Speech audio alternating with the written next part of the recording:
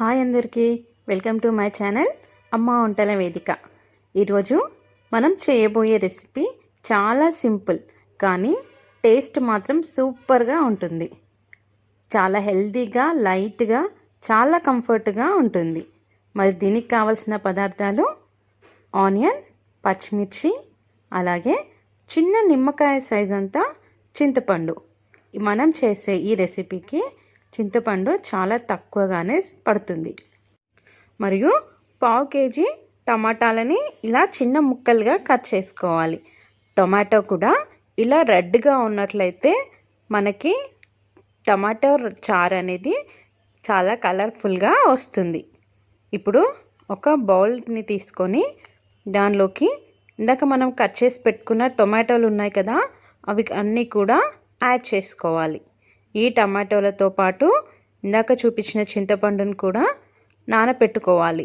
దీంట్లో మనము వాటర్ వేయకుండానే నానపెట్టేస్తాము. చింతపండు మనకు ఈ టమాటో జ్యూస్తోనే నానిపోతుంది. ఇప్పుడు దీనిలోకి ఒక చెంచా వరకు సాల్ట్ యాడ్ చేసుకోవాలి. ఈ సాల్ట్ వేసిన తర్వాత జ్యూస్ అనేది ఇంకా బాగా వస్తుంది.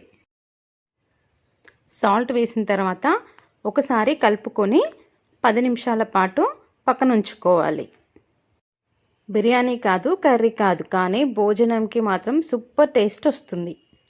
తర్వాత ఇందులోంచి మనం జ్యూస్ అనేది ఇలా స్మాష్ చేసి సపరేట్ చేసుకోవాలి. మనం వాటర్ కొంచెం యాడ్ చేసుకోవాల్సి వస్తుంది. తర్వాత ఫస్ట్ మాత్రం ఇలా మొత్తం ఈ జ్యూస్ నుంచే తీసుకోవాలి. చూసారు కదా, ఈ విధంగా మనకు ఫస్ట్ టమాటా జ్యూస్ మొత్తం తీసుకోవాలి. తర్వాత కొంచెం వాటర్ యాడ్ చేస్తూ మిగిలిన జ్యూస్ అంతా కూడా దీనిలోకి వేసేసుకోవాలి. ఇలా 2-3 టైమ్స్ చేస్తే మనకు మొత్తం జ్యూస్ అనేది కూడా వచ్చేస్తుంది. చూసారు కదా, వాటర్ ఈ విధంగా లైట్ కలర్ వచ్చేంత వరకు కూడా మనం టమాటోల నుంచి జ్యూస్ తీసుకోవాలి. దీనిలోకి కొత్తిమీర కూడా తరిగి పక్కన పెట్టుకోవాలి. మనకు టమాటాలు మొత్తం ఈ విధంగా అయ్యేంత వరకు జ్యూస్ తీసుకోవాలి. చూసారా, టమాటాలోంచి జ్యూస్ మొత్తం వచ్చేసింది. ఇప్పుడు స్టవ్ ఆన్ చేసుకొని ఒక గిన్నెను పెట్టుకోవాలి. దానిలోకి 3 స్పూన్ల వరకు ఆయిల్ యాడ్ చేసుకోండి. ఆయిల్ వేడైన తర్వాత 1/2 స్పూన్ జీలకర్ర, 1/2 స్పూన్ ఆవాలు యాడ్ చేసుకోవాలి. అవి చిటపటలాడిన తర్వాత ఒక ఎండుమిర్చి కూడా యాడ్ చేసుకోవాలి. తర్వాత కట్ చేసి పెట్టుకున్న పచ్చిమిర్చి కూడా యాడ్ చేసుకోవాలి. అలాగే ఉల్లిపాయ కూడా యాడ్ చేసుకొని ఒకసారి కలుపుకోవాలి. ఇలా ఒకదాని తర్వాత ఒకటి వెంటనే యాడ్ చేసేసేయండి. తర్వాత ఉల్లిపాయ కొంచెం వేగిన తర్వాత దీనిలోకి సగం స్పూన్ వరకు అల్లం వెల్లుల్లి పేస్ట్ యాడ్ చేయండి. అల్లం వెల్లుల్లి పేస్ట్ యాడ్ చేసిన తర్వాత పచ్చివాసన పోయేంత వరకు కూడా 1 నిమిషం పాటు వేయించుకోండి. తర్వాత దీనిలోనికి పసుపు యాడ్ చేసుకోవాలి. 1 స్పూన్ పసుపు యాడ్ చేసుకున్న తర్వాత ఇందాక మనం జ్యూస్ పక్కన పెట్టుకున్నాం కదా, అదంతా కూడా దీనిలోకి యాడ్ చేసుకోవాలి. మీకు థిక్గా అనిపిస్తే మరికొన్ని వాటర్ యాడ్ చేసుకోండి. ఇక్కడ మాకు కొంచెం థిక్గా అనిపించింది కాబట్టి కొన్ని వాటర్ యాడ్ చేస్తున్నాము. చారు అంటే రసం కాదు అని చాలామంది అనుకుంటారు. రసం కన్నా కొంచెం థిక్గా, సాంబార్ కన్నా చాలా లైట్గా ఉండేదే ఈ టమాటో చారు. తర్వాత దీనిలోనికి కరివేపాకు అలాగే కొత్తిమీర కూడా ఇక్కడే యాడ్ చేసుకోవాలి.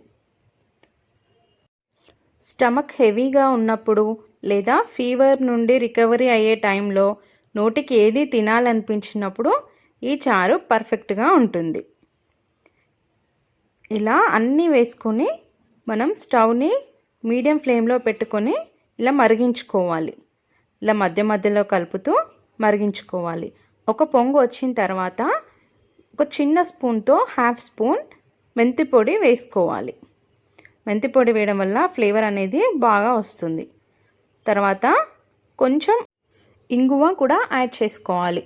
ఇంగువ 1/2 స్పూన్ వరకు యాడ్ చేసుకోండి. తర్వాత మరొకసారి కలుపుకొని మరగనివ్వాలి. ఇలా మరిగేటప్పుడు కొంచెం ఆయిల్ యాడ్ చేసుకోవాలి. ఇలా పులుసుల్లో కానీ ఇలా మరిగించే చారులో కానీ ఇలా పొంగొచ్చినప్పుడు ఆయిల్ వేసుకుంటే టేస్టీగా ఉంటుంది. చూసారు కదా, ఈ విధంగా ఒక 10 నిమిషాల పాటు మరిగించుకుంటే మన టేస్టీ టొమాటో చారు రెడీ అయిపోతుంది.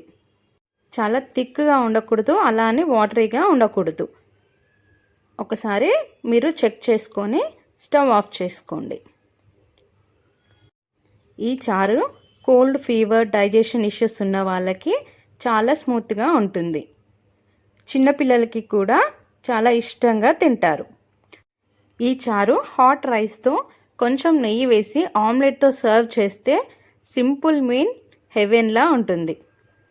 మరి మీరు కూడా ఒకసారి ట్రై చేసి ఎలా ఉందో కమెంట్ చేయండి. మరిన్ని ఇలాంటి రెసిపీస్ కోసం లైక్ చేయండి, షేర్ చేయండి, అలాగే మన ఛానల్ని సబ్స్క్రైబ్ చేసుకోండి. Thank you.